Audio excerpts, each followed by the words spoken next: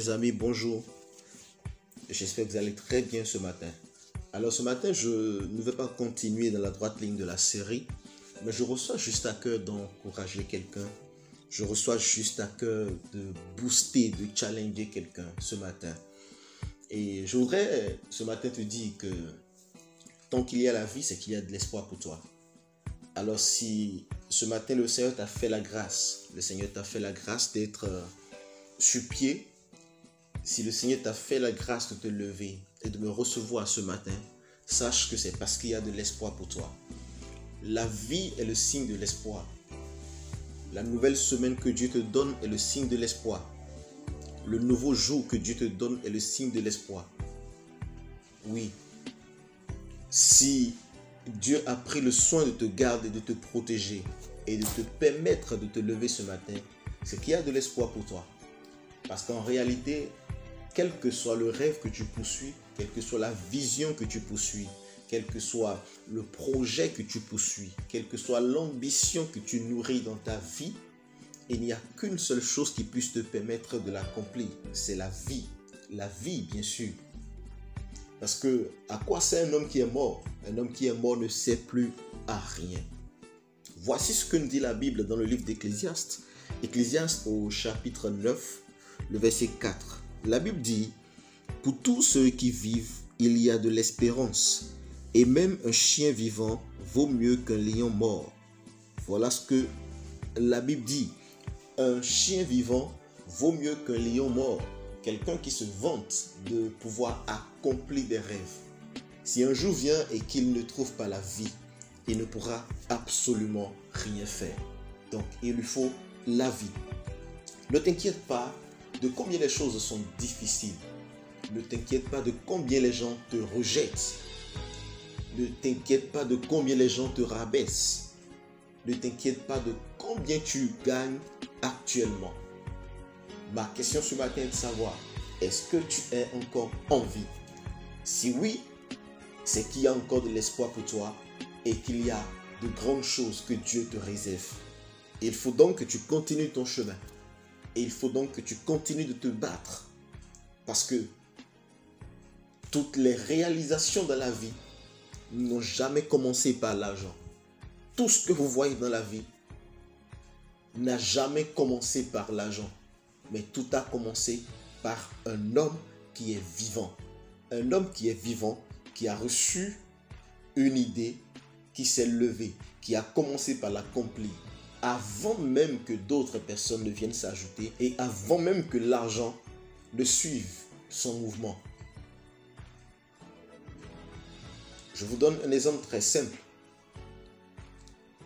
La maison à étage que vous voyez n'est pas une maison à étage de lui-même.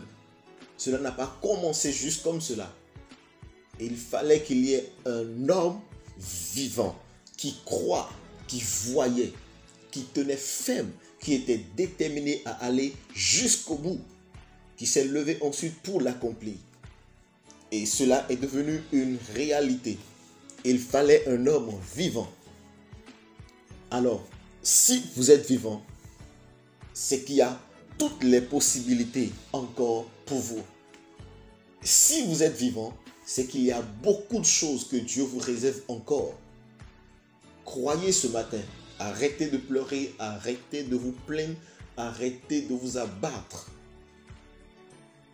Et croyez, parce que la vie en vous est le signe de grands accomplissements. Je tiens à dire spécialement à quelqu'un ce matin. Quelqu'un qui a été déçu. Quelqu'un qui a connu une faillite, un échec. Il est revenu totalement à zéro. Il se demande comment faire pour tout refaire.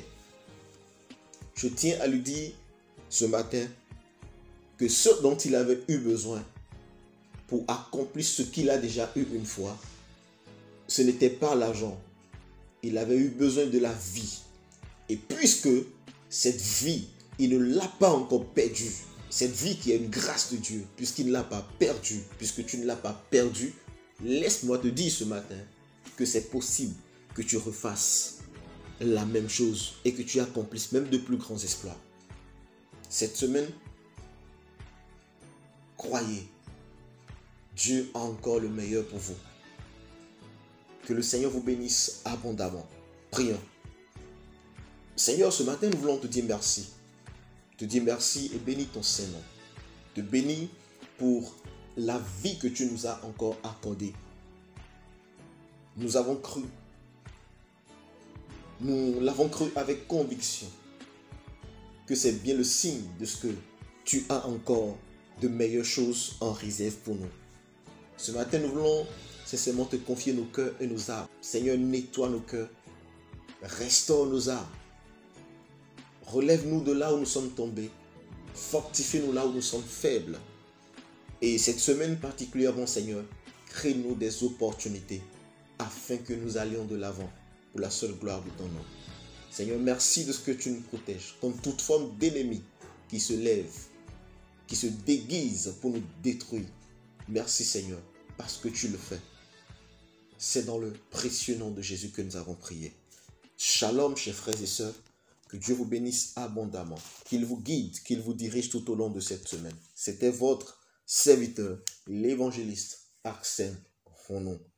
Merci de nous choisir pour votre édification et de nous contacter au besoin au 00 229 67 07 15 68. Shalom chez vous et à bientôt.